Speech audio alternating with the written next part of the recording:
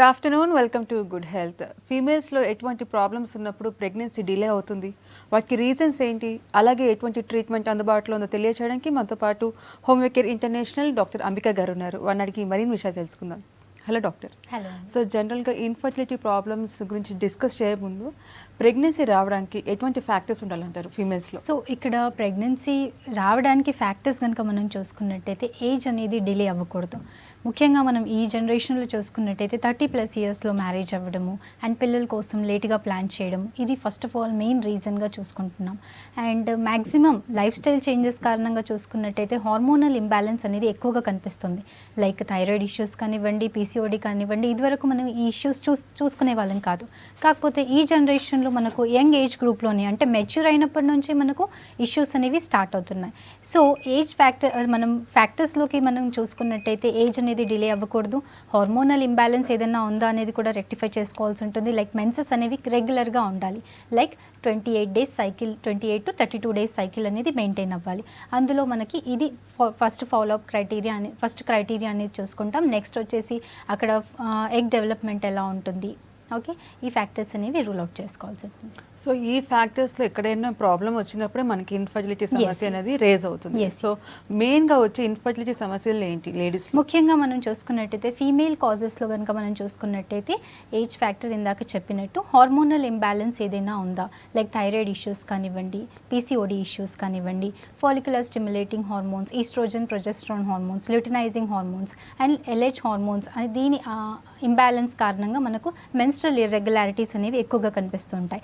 దాంతోపాటు అగెయిన్స్ట్గా మనకు అక్కడ క్వాలిటీ ఆఫ్ ఎగ్ అనేది రిలీజ్ అవ్వదు. కొంతమంది పేషెంట్స్లో ఏంటంటే మెన్సెస్ అనేవి మెయింటైన్ అవుతుంటాయి, బట్ నెక్స్ట్ అక్కడ క్వాలిటీ ఆఫ్ ఎగ్ సైజ్ అనేది రిలీజ్ అవ్వకపోవడం అనేది మేజర్ ఇష్యూస్గా చూసుకుంటూ ఉంటాం. అండ్ నెక్స్ట్ వచ్చేసి పీసీఓడి ఇష్యూస్ అంటే ఓవరీస్లో సిస్ట్లు ఫామ్ అవ్వడం.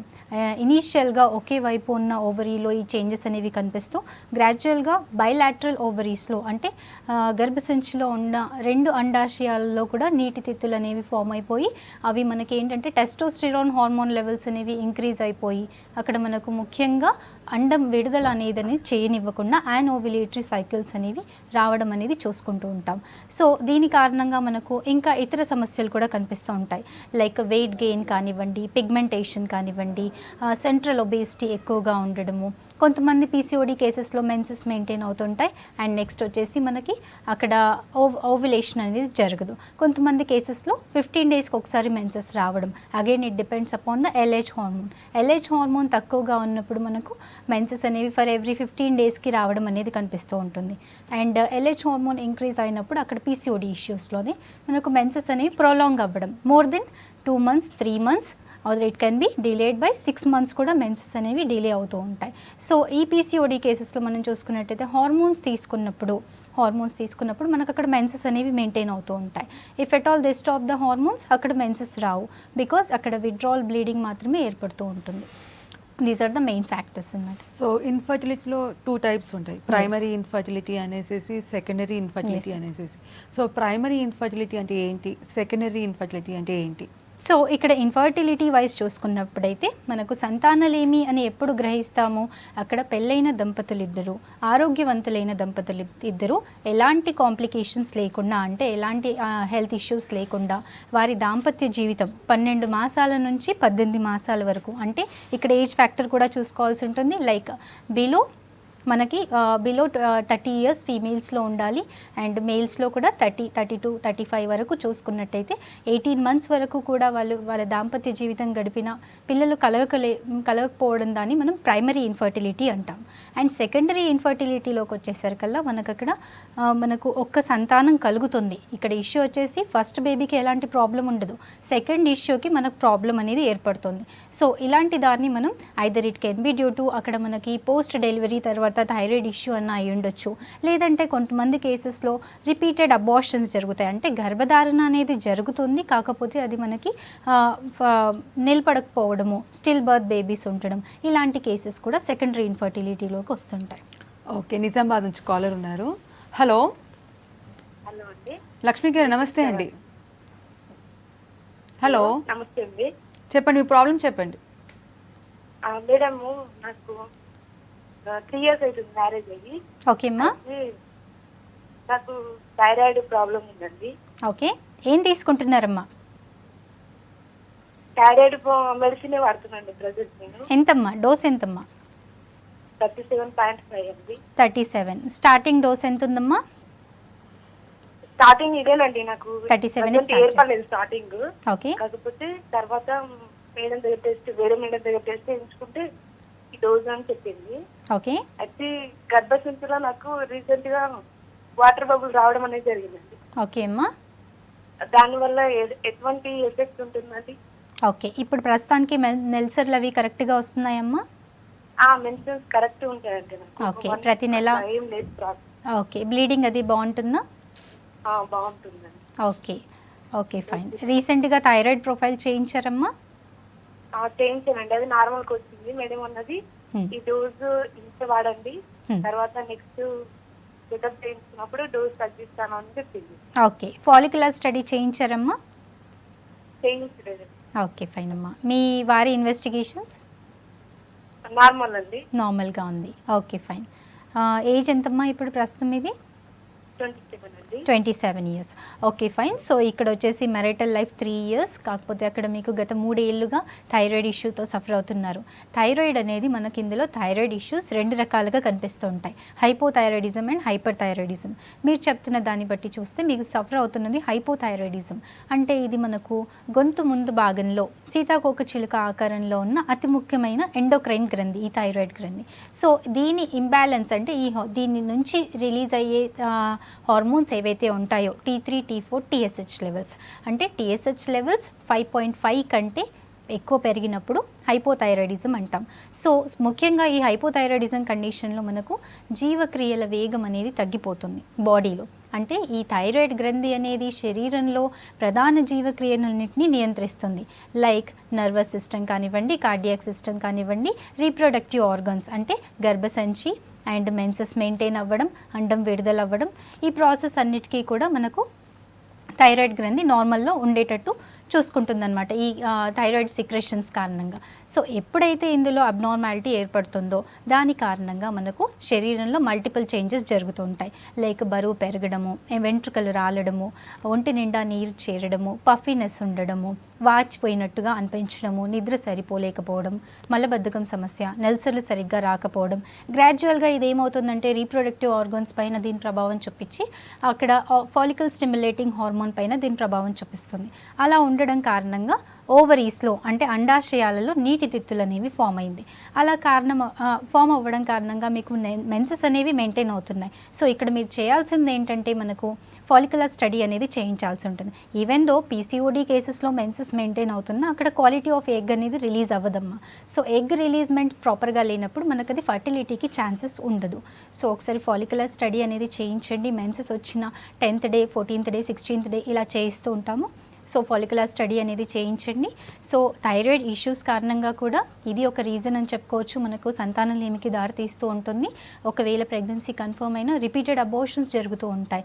బికాస్ అక్కడ సరైన మోతాదులో మనకు సిక్రెషన్స్ అనేవి మనకు ఫస్ట్ 3 months అండ్ లాస్ట్ 3 monthsలో దీని థైరాయిడ్ లెవెల్స్ నార్మల్గా ఉండేలా చూసుకోవాలి. ఈవెన్ విత్ యువర్ డోసేజ్ ఏదైతే తీసుకుంటున్నారో అలా తీసుకోవడం ద్వారా మనకు కాంప్లికేషన్స్ అవాయిడ్ చేయడానికి ఛాన్సెస్ ఉంటాయి. మీరు హోమియో ట్రై చేయొచ్చమ్మా.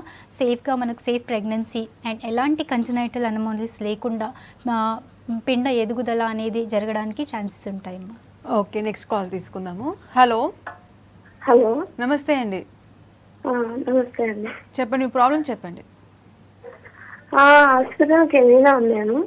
ఓకే, కానీ అక్కడ థైరాయిడ్ తనకు ఉందని చెప్పారు. మీ హస్బెండ్కి ఉందని చెప్పారు. అది తక్కువ ఉంది పర్సంటేజ్ అన్నారు, కానీ నాకు అర్థం కాలేదు డాక్టర్. ఓకే, ఎవరికి తక్కువ ఉందని చెప్పారమ్మా? మా ఆయనకి. ఓకే, ఏ లక్షణాలు కనిపిస్తున్నాయి? బరువు పెరుగుతున్నారా, బరువు తగ్గుతున్నారా? బరువులో తను సేమ్ ఉన్నాడు, బరువు తగ్గలేదు పెరగలేదు మేడం. వెంట్రుకలు ఇంతకు ముందు రాలిపోయాయి అంతే. Okay, okay fine. So tablet ఏమైనా స్టార్ట్ చేశారా? ఉందన్నారు డాక్టర్స్. మళ్ళీ ఓకే, మెన్సెస్ వస్తున్నాయమ్మా? వస్తుంది మేడం, మెన్సెస్ వస్తున్నాయి. ఓకే, కరెక్ట్ నెల నెల మెయింటైన్ అవుతుందా? మెయింటైన్ అవుతుంది. ఏజ్ ఎంతమ్మా ఇప్పుడు? మేడం మీ ఏజ్ ఎంత, మీ వారి ఏజ్ ఎంత? నాది 28, 27 మేడం. తనది 32, 33. 32, 33 ఉంటుంది. ఓకే, థైరాయిడ్ లెవెల్స్ తక్కువగా ఉన్నాయని చెప్పారు. అవును మేడం. ఓకే, మ్యారేజ్ ఎంతకాలం అవుతుంది? 4 years running madam. 4 years.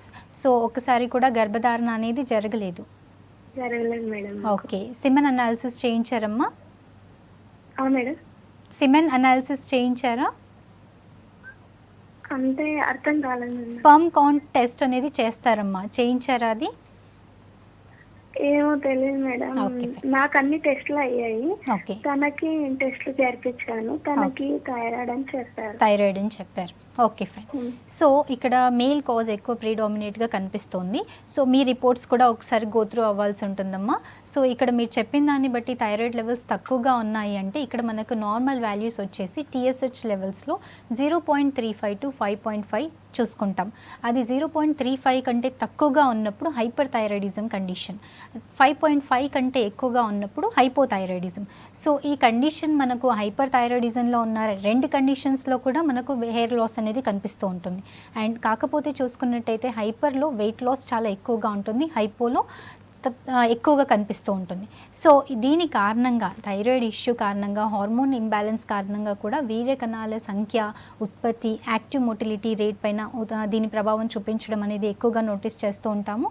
Sperm count test అనేది చేయించాల్సి ఉంటుంది with both the reports, sperm count, semen analysis and next వచ్చేసి థైరాయిడ్ ప్రొఫైల్ కూడా 2 కూడా తీసుకొని ఒకసారి దగ్గరలో ఉన్న బ్రాంచ్ని కన్సల్ట్ అవ్వండమ్మా. తప్పకుండా ప్రాబ్లం ఏంటి దాన్ని బట్టి హార్మోన్ రీప్లేస్మెంట్ థెరపీ మనకు హోమియో ట్రీట్మెంట్ ద్వారా ఇవ్వడం జరుగుతుంది. దీని ద్వారా ప్రాబ్లం అనేది సార్ట్ అవుట్ అవుతుంది. ఓకే, నెక్స్ట్ కాల్ తీసుకుందాము. హలో హలో, గుడ్ ఆఫ్టర్నూన్ అండి, గణేష్ గారు. Good afternoon. చెప్పండి, ప్రాబ్లం చెప్పండి, డాక్టర్ గారు ఉన్నారు. డాక్టర్ దగ్గర మాట్లాడాలి.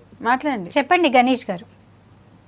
మేడం, మ్యారేజ్ 2 years అవుతుంది మాకు. ఓకే, ఏజ్ ఎంత అండి? 30 నాది. 30 years. ఓకే. మా మిస్సెస్ వచ్చేసి 22. ఓకే. అన్ని టెస్ట్ చేయించుకున్నాం ఇద్దరము. ఓకే. ఏం ప్రాబ్లం లేదు అని చెప్పారు. ఓకే. మరి ఎందుకు అవ్వట్లేదు? ఓకే, తన ఈ మెన్సెస్ అవి రెగ్యులర్గా ఉంటాయండి? మొత్తం రెగ్యులరే ఉంది. రెగ్యులర్గా ఏం ప్రాబ్లం లేదు. బరువు ఎంత ఉంటారు? మేమా? మీ మిస్సెస్ వెయిట్ ఎంత ఉంటుంది? 50 ఉంటుంది మేడం. 50 kgs ఉంటారు. ఓకే. అండ్ మీ సిమెన్ అనాలిసిస్ చేయించారండి? చేయించండి. యాక్టివ్ మొటిలిటీ రేట్ ఎలా ఉంది? యాక్టివ్ మొటిలిటీ రేట్ ఎలా ఉంటుంది? 80-85 ఉంది మేడం. 80-87 ఉంది. ఓకే. ఓకే, ఫైన్ అండి. సో మ్యారేజ్ అయ్యి 4 years అవుతుంది. 2 years. ఓకే, ఫైన్ అండి. సో మీరు చెప్తున్నట్టు రిపోర్ట్స్ యాక్టివ్ మొటిలిటీ కౌంట్ కూడా బాగుందండి. అండ్ నెక్స్ట్ వచ్చేసి తన మెన్సెస్ రెగ్యులర్గా మెయింటైన్ అవుతున్నాయి, ఎలాంటి అబ్నార్మాలిటీ లేదని చెప్తున్నారు. సో ఇలాంటి ఫ్యాక్టర్స్ కూడా కనిపిస్తూ ఉంటాయి. ఎట్ టైమ్స్ ఏంటంటే 10% ఆఫ్ కేసెస్లో ఎలాంటి ప్రాబ్లమ్స్ అనేవి కనిపించవు. కాకపోతే అక్కడ మనకి ఈడియోపతిక్ రీజన్స్ కారణంగా ఫర్టిలిటీ రేట్ అనేది తగ్గిపోవడం అనేది చూస్తూ ఉంటాము. సో ఒకసారి మళ్ళీ అనేది రిపోర్ట్స్ అనేవి గోత్రూ అవ్వాల్సి ఉంటుంది. సో ఒకసారి కన్సల్ట్ అయినట్టు కనుక అయితే మనం రిపోర్ట్స్ అన్ని మళ్ళీ గోత్రూ అయిపోయి ప్రాబ్లం ఏంటి, ఒకవేళ ఇడియోపతిక్ రీజన్ కారణంగా వస్తున్నట్టయితే దానికి మనం హోమియో ట్రీట్మెంట్ చాలా మంచిగా వర్కౌట్ అవుతుందండి. డాక్టర్ గారు, ఒకవేళ ప్రెగ్నెన్సీ కన్సీవ్ అయిన తర్వాత కూడా చాలా మటుకు కొంతమందిలో అబార్షన్స్ అవుతూ ఉంటాయి, ఇంకా 3rd month or 4th monthలో. ఎందువల్ల అంటారు? సో ఇక్కడ రిపీటెడ్ అబార్షన్స్ జరుగుతున్నాయి అంటే అక్కడ ఫ్యాక్టర్ ఏంటి అనేది ఫైండ్ అవుట్ చేయాలి. ముఖ్యంగా చూసుకున్నట్టయితే రిపీటెడ్ అబార్షన్స్ అనేవి మనకు సర్వైకల్ కెనాల్ స్టెనోసిస్ అంటాము, అంటే యోని మార్గం చిన్నదిగా ఉండడము, లిగామెంట్ సపోర్ట్ అనేది మనకు స్ట్రెంథనింగ్ లేకపోవడం కారణంగా కూడా గర్భసంచిలో ఎక్కడైతే గర్భధారణ జరుగుతుందో అక్కడ మనకి వీకనింగ్ కారణంగా కూడా విత్డ్రా అయిపోయే ఛాన్సెస్ ఎక్కువగా కనిపిస్తుంటాయి. నెక్స్ట్ వచ్చేసి ఎక్టోపిక్ ప్రెగ్నెన్సీ, అంటే అక్కడ మనకు ఎక్కడైతే మనకు ప్రెగ్నెన్సీ అనేది స్థావరం యోని మార్గంలో ఎక్కడైతే స్థావరం ఏర్పడాలో అలా కాకుండా ఇతర ప్లేసెస్లో లైక్ ట్యూబ్స్లో ప్రెగ్నెన్సీ అది పిండ ఎదుగుదల అనేది ఉండడం కారణంగా అబార్షన్స్ అనేవి జరుగుతుంటాయి. అండ్ నెక్స్ట్ వచ్చేసి రిపీటెడ్ అబార్షన్స్, మనం ఎనీ కైండ్ ఆఫ్ ఇన్ఫెక్షన్స్ ఉన్నాయా, like torch type of infections ఏమైనా ఉన్నాయా. సో ఇలాంటి వైరల్ ఇన్ఫెక్షన్స్ కారణంగా కూడా ప్రెగ్నెన్సీ అనేది నిలబడకపోవడం అనేది చూస్తూ ఉంటాం. అండ్ నెక్స్ట్ వచ్చేసి ముఖ్యంగా మెయిన్ రీజన్ చూసుకున్నట్టయితే థైరాయిడ్ ఇష్యూస్ కారణంగా అక్కడ మనకు ప్రెగ్నెన్సీ అనేది రాకపోవడంగా ఉంటుంది, ఒకవేళ వచ్చినా కానీ 3rd మంత్లో మిస్క్యారేజ్ అవుతుంది. బికాస్ అక్కడ ఫీటల్ హార్ట్ రేట్ డెవలప్ అవ్వకపోవడం కారణంగా. అంటే ఈ థైరాయిడ్ హార్మోన్ ఇందాక నేను చెప్పినట్టు first 3 months and last 3 months, first trimester and last ట్రైమిస్టర్లో మనకి ఈ హార్మోన్ నార్మల్గా ఉండేటట్టు చూసుకోవాలి. ఈ మోతాదు అనేది రెక్టిఫై చేసుకుంటూ, బికాస్ ఇది పిండ ఎదుగుదలకు చాలా మేజర్ రోల్ ప్లే చేస్తుంది. సో అలా మనకు థైరాయిడ్ మైక్రో లెవెల్లో అడ్జస్ట్ కనుక అవ్వకపోతే మనకు అక్కడ రిపీటెడ్ అబోర్షన్స్ జరిగే ఛాన్సెస్ ఎక్కువగా ఉంటాయి. అండ్ కొంతమందికి 8 మంత్స్లో కూడా మిస్క్యారేజ్ అయిపోతుంది. సో ఇలాంటి ఫ్యాక్టర్స్ ఏమైనా ఉన్నాయనేది రూల్ అవుట్ చేసుకోవాలి. ఓకే, నల్గొండ నుంచి కాలర్ ఉన్నారు. హలో హలో దివ్య గారు. ఓకే, సో ట్యూబల్ బ్లాక్ అంటే ఏంటి, అది కూడా వన్ ఆఫ్ ది రీజన్ అంటే ప్రెగ్నెన్సీ డిలే అవ్వడానికి, దానికి హోమియోలో ఎటువంటి ట్రీట్మెంట్ అందుబాటులో ఉంది? ఓకే, ఇవి మనకు ట్యూబ్స్ అనేవి మన గర్భసంచిలో బోత్ సైడ్స్ ట్యూబ్స్ అనేవి ఉంటాయి. ఈ ట్యూబ్స్లో మనకి ఏంటంటే ఎప్పుడైతే మనకు అక్కడ ప్రెగ్నెన్సీ అనేది అంటే ఫర్టిలిటీ ఎప్పుడైతే జరుగుతుందో మనకు అక్కడ ఈ ట్యూబ్స్ ద్వారా మనకు యోని మార్గంలోకి స్థావరం అనేది ఏర్పడుతుంది. సో ఇందులోంచి మనకు వచ్చేటప్పుడు అక్కడ ట్యూబల్ బ్లాకేజ్ అనేది మనకు ఇన్ఫెక్షన్స్ కారణంగా, అంటే past history of TB infection కానివ్వండి, లేదంటే ఫ్యామిలీ హిస్టరీ ఆఫ్ టీబీ ఉండడం వల్ల కానివ్వండి, any kind of infections like torch kind of infections వల్ల కూడా ఈ ట్యూబ్స్ అనేవి బ్లాక్ అయిపోవడం అనేది చూస్తుంటాం. కొంతమందికి ఏంటంటే ఏదో ఒకవైపు మాత్రమే ట్యూబ్ బ్లాకేజ్ ఉంటుంది. సో ఆ ట్యూబల్ బ్లాకేజ్ కేసెస్లో మనకి ఏమవుతుందంటే ఎక్టోపిక్ ప్రెగ్నెన్సీ కేసెస్ ఎక్కువగా నోటీస్ చేస్తూ ఉంటాం, లేదంటే ఫర్టిలిటీయే జరగకపోవడం అనేది చూస్తూ ఉంటాం. కాకపోతే మనం హోమియోపతి పరంగా కనుక చూసుకున్నట్టయితే ఒక్క ట్యూబ్ కనుక ఫంక్షనింగ్లో ఉన్నట్టయితే, పెటెంట్ ట్యూబ్ ఒకటి ఉన్నా పర్వాలేదు, కాకపోతే అక్కడ మనకు మెన్సెస్ అనేవి రెగ్యులర్గా వస్తున్నట్టయితే మనం ఆ ఒక్క ట్యూబ్తో కూడా ప్రెగ్నెన్సీ రావడానికి ఛాన్సెస్ ఉంటుంది విత్ హోమియో ట్రీట్మెంట్.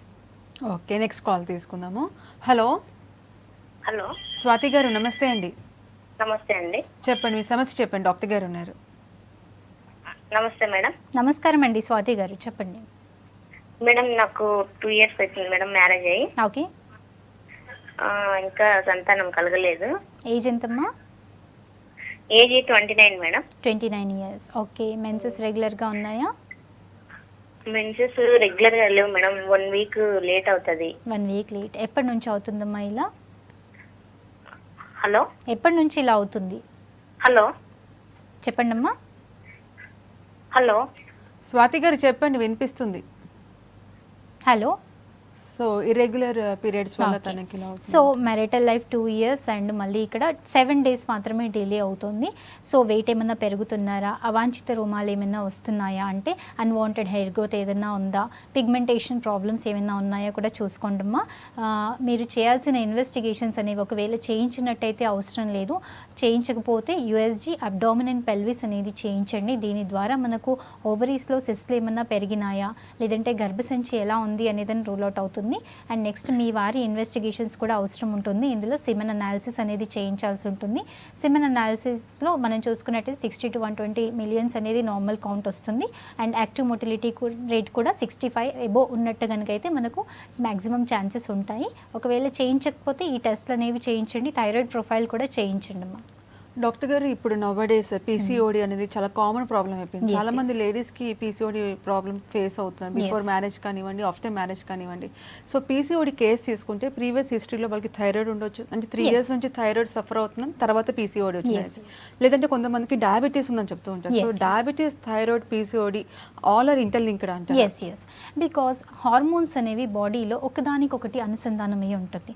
అంటే ప్యూబర్టీ దశ నుంచి కనుక చూసుకున్నట్టయితే ఈ పీసీఓడి ఇష్యూ కానివ్వండి, థైరాయిడ్ ఇష్యూ కానివ్వండి, థైరాయిడ్ ఇందాక నేను చెప్పినట్టు శరీరంలో జరిగే ప్రధాన జీవక్రియలన్నింటినీ నియంత్రిస్తుంది. కాబట్టి అది ఆబ్వియస్గా మనకు థైరాయిడ్ అబ్నార్మాలిటీ ఉంటే నెక్స్ట్ స్టేజ్ వచ్చేసి మనకు వెయిట్ గెయిన్ ఉండడము, యానోవులేటరీ సైకిల్స్ ఉండడము, అది నెక్స్ట్ ఫాలిక్యులర్ స్టిమ్యులేటింగ్ హార్మోన్ అంటే అండం విడుదల అవ్వనివ్వకుండా చూసుకుంటుంది. కాబట్టి అక్కడ మనకు పీసీఓడి డయాగ్నోస్ అయ్యే ఛాన్సెస్ ఉంటాయి. ఈస్ట్రోజన్, ప్రొజెస్ట్రాన్, ఎల్హెచ్ హార్మోన్స్లో ఇంబ్యాలెన్స్ జరుగుతుంది. అండ్ అదర్ కేసు వచ్చేసి థైరాయిడ్ ఇష్యూస్లో మనకు ప్రొలాక్టిన్ హార్మోన్స్ కూడా ఇంబ్యాలెన్స్గా కనిపిస్తూ ఉంటాయి, హైపర్ ప్రొలాక్టినిమియా కండిషన్స్ ఉంటాయి. సో దీని కారణంగా మనకు పీసీఓడి డయాగ్నోస్ అవ్వడము. అండ్ నెక్స్ట్ వచ్చేసి మనకు diabetes. Maximum of the cases ఈ మధ్యకాలంలో చూసుకున్నట్టయితే PCOD cases are landing up into diabetes, type 2 diabetes. Why? Because ఇక్కడ మనకు ఇన్సులిన్ కూడా ఒక హార్మోనే.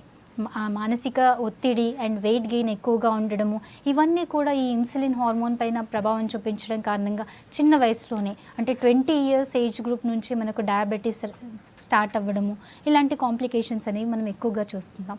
సో ఇలాంటి కేసెస్ ఇనీషియల్గా ఏ కండిషన్ డయాగ్నోస్ అయినా కానివ్వండి, ప్రాపర్గా కనుక ట్రీట్మెంట్ తీసుకుంటే మనకు అక్కడ మెన్సెస్ ఇర్రెగ్యులారిటీ, వెయిట్ గెయిన్ ఇదంతా కూడా మనకు డయాబెటీస్లోకి ల్యాండ్ అయ్యే ఛాన్సెస్ ఎక్కువగా కనిపిస్తూ ఉంటాయి. ప్రాపర్గా ట్రీట్మెంట్ తీసుకుంటే మనకి కాంప్లికేషన్స్లోకి వెళ్లకుండా ఉండడానికి ఛాన్సెస్ ఉంటాయి. ఓకే, నెక్స్ట్ కాల్ తీసుకుందాము. హలో హలో, నమస్తే అండి, నమస్కారం మేడం. చెప్పండి మీ సమస్య చెప్పండి. Hello madam. హలో చెప్పండి. చెప్పండి, డాక్టర్ గారు ఉన్నారు, మీ ప్రాబ్లం చెప్పండి. Madam good afternoon madam. Good afternoon అండి, చెప్పండి. మా మేడం టీవీ వాల్యూమ్ తగ్గించి మాట్లాడండి. Madam తగ్గిస్తున్నా madam. హలో, చెప్పండి చెప్పండి చెప్పండి. సార్, మీ ప్రాబ్లం ఏంటి? మా మేడం హైపోథైరాయిడ్ ఉందని చెప్పారు మేడం. ఓకే. హైపోథైరాయిడ్ ఉందని చెప్తే ఒక పాప ఆల్రెడీ ఫస్ట్ ప్రెగ్నెన్సీ నుంచి టాబ్లెట్స్ వాడుతున్నాం మేడం. ఓకే. ఇప్పుడు ఆఫ్టర్ ప్రెగ్నెన్సీ అంటే ఆల్రెడీ డెలివరీ అయింది, Okay. ఇద్దరు పాపలు. ఓకే. ఇద్దరు పాపల తర్వాత డెలివరీ అయిన తర్వాత మళ్ళీ ఇప్పుడు ప్రికాషన్స్ వాడాలా మేడం టాబ్లెట్స్? ఇప్పుడు టాబ్లెట్ డోసేజ్ ఎంత వాడుతున్నారండి? 50 mg మేడం. 50 mcg. స్టార్టింగ్ నుంచి కూడా అదేనా అండి? అవును మేడం, అంటే ప్రెగ్నెన్సీ ఉన్నప్పుడు కొద్దిగా డోసు పెంచేస్తున్నాం. డోస్ పెంచుతారు. ఓకే. ఇప్పుడు డెలివరీ ఎంత కాలం అవుతుందండి? డెలివరీ అయ్యి 2 months అవుతుంది మేడం. 2 months అవుతుంది. సో ఇక్కడ వచ్చేసి థైరాయిడ్ ఇష్యూ అనేది చూసుకున్నట్టయితే ఇందాక చెప్పినట్టు మనకు జీవితాంతం వాడాల్సిన థైరాయిడ్ సప్లిమెంట్ ఏదైతే ఉందో అది మన హోమియో ట్రీట్మెంట్ ద్వారా, అంటే మీరు చెప్తున్న ఇష్యూ ఏంటి, డెలివరీలో డయాగ్నోస్ అయింది, డెలివరీ అయిపోయింది కదా, మనం ఇప్పుడు డోస్ తగ్గించవచ్చా అనేసి. సో ఇది మనకు ఎప్పుడు డయాగ్నోస్ అయినా కానివ్వండి జీవితాంతం తీసుకోవాల్సిన డోస్. కాకపోతే దీన్ని మన హోమియో ట్రీట్మెంట్ ద్వారా ఏం చేస్తామంటే ఈ మన ఫంక్షనింగ్ని బట్టి ఈ థైరాయిడ్ సిక్రెషన్స్ అనేవి, న్యాచురల్ సిక్రెషన్స్ అనేవి ఇంప్రూవ్ చేయడం ద్వారా మనకు లెవెల్స్ అనేవి తగ్గిస్తూ వస్తుంటాం. అంటే ఇప్పుడు తీసుకున్న 50 mcgని గ్రాడ్యువల్గా మనకి 37కి తీసుకురావడము, అలా 3 to 4 months అబ్జర్వేషన్లో పెట్టి మళ్ళీ దాన్ని 25, దాన్ని గ్రాడ్యువల్గా 12.5 విత్ డైటరీ రెస్ట్రిక్షన్స్ అనేవి అడ్వైస్ చేయడం అనేది ఉంటుంది. సో ఇప్పుడు మాత్రం తనకి 2 months అయింది కాబట్టి థైరాయిడ్ ఆవశ్యకత అనేది చాలా ముఖ్యం. ఎందుకంటే ఇప్పుడు ఫీడింగ్ చేస్తున్నారు తను. సో దీని ఇంబ్యాలెన్స్ అనేది ఎక్కువ అవ్వకూడదు, మళ్ళీ అది ఫీడింగ్ పైన ఇంపాక్ట్ పడుతుంది. సో ఇలాంటి కేసెస్లో ఏంటంటే మనం హోమియో ట్రీట్మెంట్ ద్వారా మీకు ఒక కోర్స్ డ్యూరేషన్ సజెస్ట్ చేయడం ద్వారా మీకు గ్రాడ్యువల్గా డోసేజ్ అనేది తగ్గించడం అనేది ఉంటుంది. సో డాక్టర్ గారు, ఫైబ్రాయిడ్స్ వల్ల కూడా ప్రెగ్నెన్సీ డిలే అవుతుంది, అంటే సైజ్ అండ్ లొకేషన్ చాలా plays major role. It depends. So fibroids కి సర్జరీస్ లేకుండా త్రూ మెడికేషన్ తగ్గిపోయే ఛాన్సెస్ ఉన్నాయంటారా? తప్పకుండా అమ్మ. సో ఇక్కడ యూటరైన్ ఫైబ్రాయిడ్స్ అనేది మనం చూసుకున్నట్టయితే గర్భాశయంలో ఎటు ఒకవైపు సబ్మ్యూకోసల్ ఫైబ్రాయిడ్స్, సబ్సిరోసల్ ఫైబ్రాయిడ్స్, ఇలా మల్టిపుల్ ఫైబ్రాయిడ్స్ అనేవి పెరగడం. కొంతమంది కేసెస్లో ఒకటి అటు ఇటు ఏదో ఒకవైపు ఉంటుంది, కొంతమంది కేసెస్లో అంటే మల్టిపుల్ ఫైబ్రాయిడ్స్ డెవలప్ అవుతుంటాయి. సో అగైన్ వై ఇక్కడ కాజ్ ఏంటి, కణతలు పెరుగుతున్నాయి అంటే అక్కడ ఈస్ట్రోజన్, ప్రొజెస్ట్రాన్ హార్మోన్స్లో హెచ్చు తగ్గులు జరగడం కారణంగా ఈ కేసెస్ మనకు ఎక్కువగా 30+ ఏజ్ గ్రూప్లో కనిపిస్తూ ఉంటాయి. ఇప్పుడు మ్యారేజెస్ కూడా చూసుకున్నట్టయితే 30+ ఇయర్స్లోనే మ్యారేజ్ చేసుకుంటున్నారు అండ్ పిల్లల కోసం కూడా లేట్ ప్లానింగ్ అవ్వడం కారణంగా సబ్మ్యూకోసల్ ఫైబ్రాయిడ్స్, ముఖ్యంగా ఇలాంటి ఫైబ్రాయిడ్స్ ఎప్పుడైతే ఉంటాయో దీని కారణంగా మనకు పిండ ఎదుగుదలకి ప్రాబ్లం చేస్తూ ఉంటుంది. బికాస్ ఈ ఫైబ్రాయిడ్ కూడా పెరుగుతూ వస్తుంది, అక్కడ పిండ ఎదుగుదలకి ఇంపాక్ట్ అవుతూ ఉంటుంది, ఎదగనివ్వదు. సో ఇలాంటి కేసెస్లో ఏంటంటే రిపీటెడ్ అబోర్షన్స్ ఎక్కువయ్యే ఛాన్సెస్ ఎక్కువగా కనిపిస్తుంది only with this type of fibroid. So ఇలాంటి కేసెస్ని ఇనీషియల్గా కనుక డయాగ్నోస్ చేసుకున్నట్టయితే మనకు మిస్క్యారేజ్ అవ్వకుండా, సైజ్ పెరగనివ్వకుండా, ఎలాంటి సర్జికల్ ఇంటర్వెన్షన్ అవసరం లేకుండా మనకు సేఫ్ ప్రెగ్నెన్సీ కంటిన్యూ చేయడం. అండ్ దీని ద్వారా మనకు ఏమవుతుంది అంటే ఒకవేళ if they are not planning for pregnancy also menopause స్టేజ్లో కనిపిస్తూ ఉంటుంది కాబట్టి అధిక రక్తస్రావం అంటే మెనోరేజియా కండిషన్, అంటే ఒక మెన్సెస్ కంప్లీట్ అయ్యేలోపు అంటే it will take around 7 to 15 days or 20 days over bleeding ఉండడం. ఒక మెన్సెస్ కంప్లీట్ అవుతుంది, అలా 2-3 days ఉన్నాక మళ్ళీ మెన్సెస్ స్టార్ట్ అవుతుంది. ఇంత ఓవర్ బ్లీడింగ్ అనేది ఎక్కువగా కనిపిస్తూ ఉంటుంది. సో ఇలాంటి కేసెస్ని ఏంటంటే బ్లీడింగ్ తగ్గిస్తూ వస్తూ దీని కారణంగా రక్తహీనత ఏర్పడిపోయి anaemic condition, haemoglobin will fall down to 7 to 8 అంత తక్కువగా అయిపోతుంది. అండ్ హైపోవాల్యూమిక్ షాక్లోకి వెళ్ళిపోతుంటారు ఒక్కోసారి బికాస్ బీపీ లో అయిపోవడం, అనీమిక్ కండిషన్ ఉండడం. సో ఇలాంటి కేసెస్కి మనకు మంచిగా హోమియో ట్రీట్మెంట్ అనేది చాలా బాగా వర్కౌట్ అవుతుంది. సో ఎటువంటి ఇన్ఫర్టిలిటీ ప్రాబ్లమ్కి హోమియోలో మంచి ట్రీట్మెంట్ అందుబాటులో ఉందని చెప్తున్నారు. థ్యాంక్ యూ సో మచ్ అండి. ఇది వాళ్ళ గుడ్ హెల్త్ కి వాచింగ్ V6 న్యూస్.